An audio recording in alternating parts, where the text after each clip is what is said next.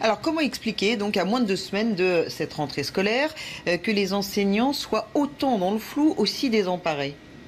Vous le comprenez? Est-ce que vous comprenez? Ça leur demande plusieurs jours supplémentaires. Est-ce que ça va changer beaucoup de choses, le fait d'avoir quelques jours pour s'adapter? On a plutôt l'impression qu'il manque d'informations. Je comprends que certains enseignants aient peur ou parents d'élèves parce que l'entretien de la peur est là, parce qu'on leur fait peur.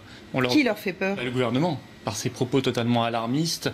Je veux dire, depuis début juillet, on entendait une personne dire on n'est plus du tout dans la même situation que mi-juillet. Si, on est tout à fait dans la même situation. Il y a juste plus de cas positifs parce qu'on fait 2 fois plus de tests qu'en juillet. On en faisait 300 000 par semaine en juillet, plus de 600 000 maintenant. Mais en termes de nombre d'hospitalisés, ça n'a fait que baisser depuis juillet, encore hier ou avant-hier. Et en termes de morts, c'est entre 0 et 20 par jour depuis début juillet, soit 0,5% de la mortalité française. On n'est plus du tout en février, mars, avril. Donc moi, je suis totalement opposé à ce report de la rentrée. Il y a des gamins, ça fait 5 mois qu'ils n'ont pas vu une classe, qu'ils n'ont pas vu un livre, qu'ils n'ont pas vu un stylo, parce qu'à la maison, certains ont des parents qui les suivent, d'autres n'ont pas la même chance.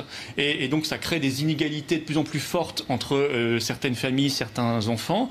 Et puis pour l'avenir de la nation, il faut absolument l'instruction. Il faut absolument aller à l'école, alors qu'on mette du savon, qu'on soit prudent, très bien, parce que d'ailleurs il y avait pas mal d'écoles où il n'y avait plus de savon, où il n'y avait pas de savon depuis des années dans les toilettes ou même dans les classes quand il y a un lavabo. C'est l'occasion d'en mettre, de mettre des règles d'hygiène minimales et évidentes, mais il faut arrêter cet entretien de la peur, parce que là on sait qu'on a déjà sacrifié l'économie, le social, la culture, beaucoup de choses, on ne va pas sacrifier non plus l'instruction d'une génération entière.